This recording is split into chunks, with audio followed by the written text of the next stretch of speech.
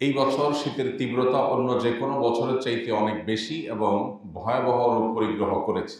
দেশের বিভিন্ন অঞ্চলে প্রতিদিনই প্রায় রেকর্ড সংখ্যক শীত এবং ঠান্ডা প্রতিদিনই পড়ছে এবং দিন যত যাচ্ছে সেটা তীব্র থেকে তীব্রতর হচ্ছে।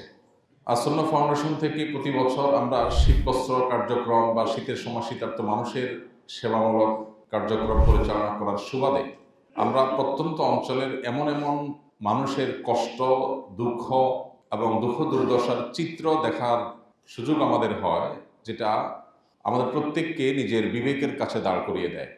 আমরা যেখানে শহরে ধনীর দুলালদেরকে দেখি বিজাতীয় সংস্কৃতি 31st নাইটের জন্য শত শত হাজার হাজার লক্ষ লক্ষ টাকা আতশবাজির আগুনের টাকা পোড়াচ্ছে, আকাশে টাকা উড়াচ্ছে, ঠিক এই সময়টাতে দেশের প্রত্যন্ত অঞ্চলের উত্তরাঞ্চল, দক্ষিণাঞ্চলের অনেক জেলার, অনেক উপজেলার বিভিন্ন গ্রামে, প্রত্যন্ত অঞ্চলে বহু মানুষ ভয়াবহ শীতে শীত নিবারণ করবার মিনিমাম ব্যবস্থাটুকু, সর্বনিম্ন ব্যবস্থাটুকু পর্যন্ত মানুষের কাছে নেই।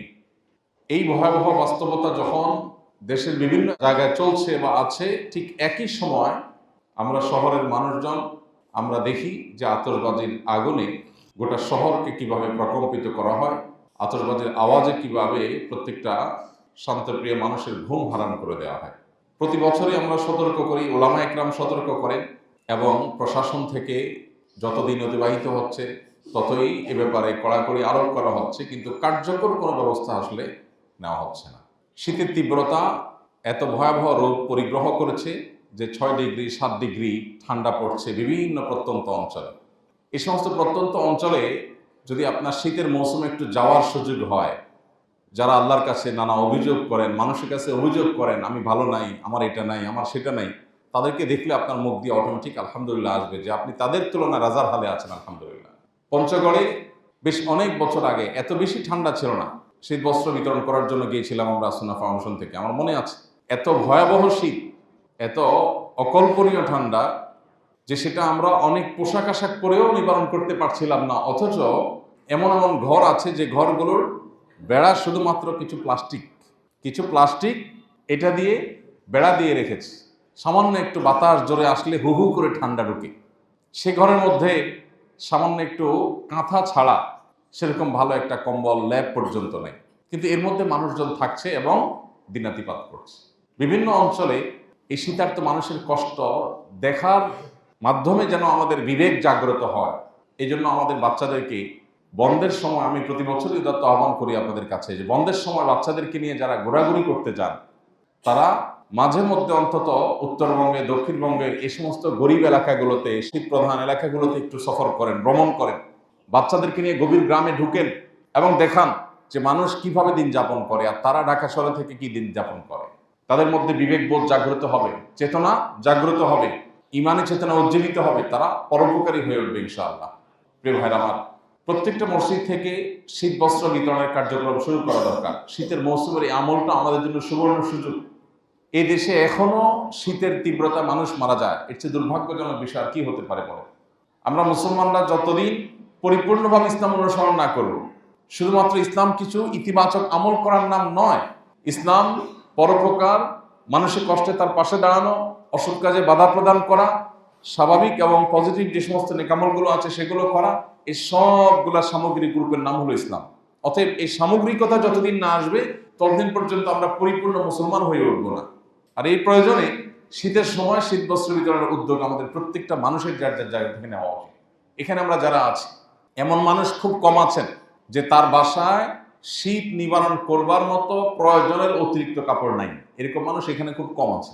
সবার বাসায় এমন কিছু কাপড়, এমন কিছু কাঁথা কম্বল আছে যেটা হয়তো আমাদের বাসায় ব্যবহার হয় না, উঠায় রাখছি। আমার 5টা সোয়েটার আছে, 5টাই আমার পছন্দের, সবগুলো রেখে দিস, অথচ 5টা আমি পরি না।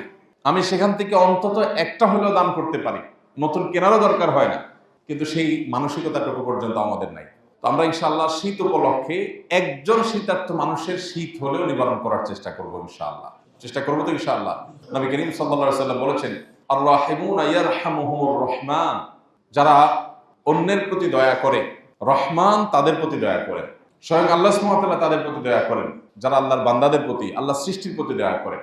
এই জন্য ভাইরা আমার, ঢাকা শহরে এরকম শীত বিগত কোনো বছরে হয়তো অনুভব করে নাই মানুষ। এরকম ঝেঁকে বসা শীত দেখে প্রত্যন্ত অঞ্চলের গ্রামের মানুষের অসহায় শীতার্ত গরিব মানুষদের কষ্টটা অনুভব করা দরকার।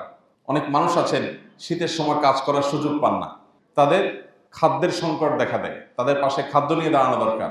আসনা ফাউন্ডেশন থেকে এই বছর আমরা আলহামদুলিল্লাহ এরকম বেশ অনেক মানুষের জন্য আমরা খাদ্যের প্যাকেজ রেখেছি, তাদের বাসা বাসায় খাবার পৌঁছে দিচ্ছি। হয়তো কয়েকদিনের কাজ চলবে, কিন্তু আমরা যদি সমাজের প্রত্যেকটা মানুষ দাঁড়িয়ে যাই তাহলে ইনশাআল্লাহ তাদের কষ্ট লাঘব হয়ে যাবে।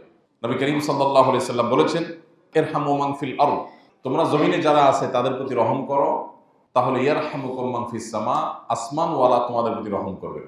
এই জন্য ভাই শীত উপলক্ষে আমরা ব্যবহৃত কাপড় চোপড়ের মধ্যে থেকে সুন্দর করে ধুয়ে পরিষ্কার করে ভাঁজ করে একটা কাপড় একজন শীতার্থ মানুষকে দিতে পারি, একজন গরিব মানুষকে দিতে পারি। আপনি বাজারে বাজার করতে যান, একটা অতিরিক্ত শীতের কাপড় নিয়ে যান, একজোড়া মোজা সুন্দর করে ধুয়ে পরিষ্কার করে নিয়ে যান। দেখবেন অনেক গরিব মানুষ আছেন রাস্তার পাশে শুয়ে আছে, অথবা আপনার আশেপাশে অনেক লোক আছেন যারা অনেক কষ্ট করছে।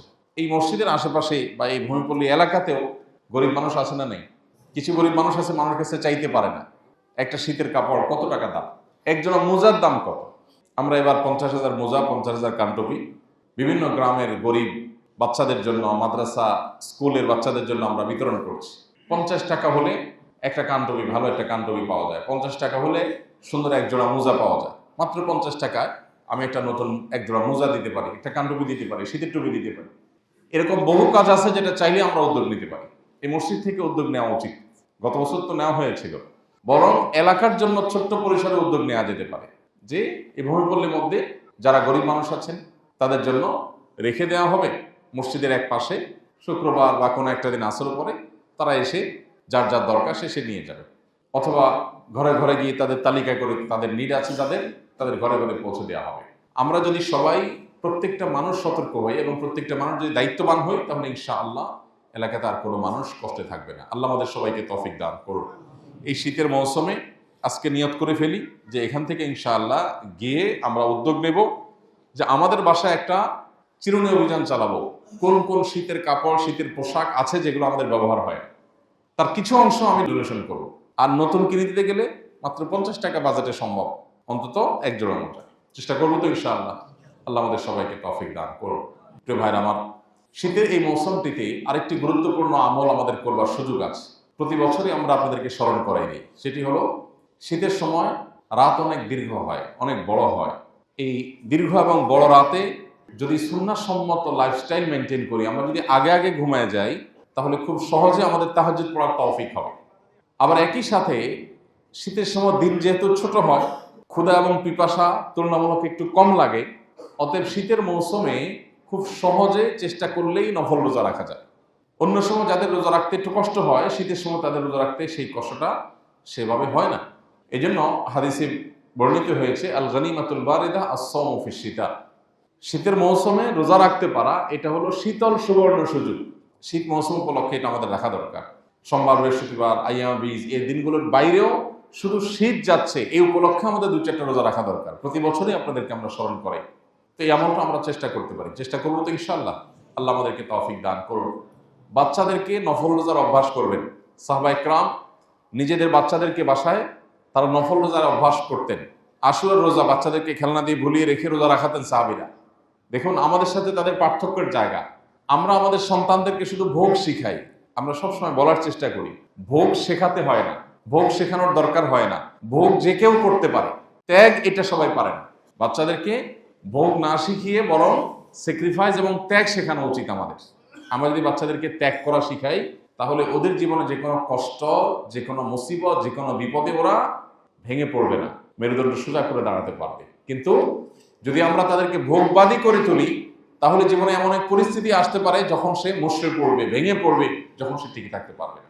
এই জন্য বাচ্চাদেরকে রোজা রাখার অভ্যাস যে বাচ্চারা নিতে পারে, ধরেন 10 বছর, 12 বছর, 14 বছর, 15 বছর বয়স হয়ে গেছে, এই বাচ্চাকে নফল রোজা রাখা অভ্যাস করে।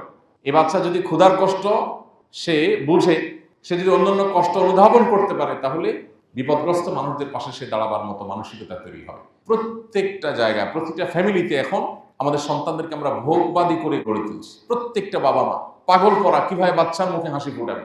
হ্যাঁ, এই চেষ্টাটা স্বাভাবিক এবং ভালো, এটা নিষেধ না। কিন্তু সারাদিন শুধু হাসাবেন বাচ্চাকে কখনো কষ্ট সহিষ্ণু করবেন না, এটা কোনো আদর্শ বাবার কাজ না। এটি কখনো আদর্শ মায়ের কাজ না, আদর্শ প্যারেন্টসের কাজ না। আদর্শ প্যারেন্টের কাজ হলো যে বাচ্চা আমার আরাম করতে শিখবে, ভোগ যেমন সে জানবে, ত্যাগও সে জানবে, স্যাক্রিফাইসও সে জানবে। ভোগ করার জন্য শীতের মৌসুমে কক্সবাজার চলে যান, কিন্তু মাঝে মধ্যে একটু গরিব মানুষদের বাড়িতে নিয়ে যান। যারা গ্রামে ঘুরতে যান, আপনার গ্রামে অনেক অসহায় মানুষ আছে, আত্মীয় স্বজনের বাড়িতে যাওয়া যেমন আপনার কর্তব্য, অসহায় মানুষগুলোর বাড়িতে বাচ্চাদেরকে নিয়ে যান, তাদের সাথে বসেন, তাদেরকে আপন করেন, তাদের কষ্টটা লাঘব করার একটু উদ্যোগ নেন, একটু চেষ্টা করেন। এই জিনিসটা হারিয়ে গেছে। কেন আজকে আমাদের তরুণদের এবং কিশোরদের মধ্যে মুখে যাওয়ার, নষ্ট হয়ে যাওয়ার, উচ্ছৃঙ্খল হয়ে যাওয়ার, বিপদগামী হয়ে যাওয়ার এই প্রবণতা ভয়াবহ আকার ধারণ করছে? কারণ কি? এর অন্যতম কারণ হলো শিক্ষা ব্যবস্থাতে তো নীতি নৈতিকতা নাই। বাসাগুলোতে, পরিবারগুলোতে, ঘর বাড়িতে, সেখানেও নীতি নৈতিকতার কোনো চর্চা নেই, সেখানেও স্যাক্রিফাইসের চর্চা নেই, সেখানে শুধু ভোগের চর্চা। আল্লাহ তাআলা আমাদেরকে বোঝার তৌফিক দান করুন। ভাইরা আমার, তাহলে শীত উপলক্ষে অনেকগুলো আমলের কথা আমরা সাধারণত প্রতি বছর আপনাদেরকে বলি। আমি যদি কাস্টমাইজ করে বলি, আর কিছু না হোক, শীত উপলক্ষে শীতার্ত গরিব মানুষদের পাশে দাঁড়াবার জন্য সাধ্য অনুযায়ী চেষ্টা করি। আপনার বাসার যে কাজের লোকটা আছে, তাকে আপনি খবর নেন যে তার শীতের সব কাপড় চোপড় আছে কি। সে যখন আপনার বাসায় কাজ করতে আসে, ফ্লোরে সে খালি পায়ে হাঁটে, আপনি হয়তো স্যান্ডেল পরে হাঁটেন। তো ওই টাইমটাতে সেও তো মানুষ, তারও তো কষ্ট হয়, তাকে একজোড়া স্যান্ডেল কিনে দেন, যেটা আপনি কাজের সময় ব্যবহার করবেন।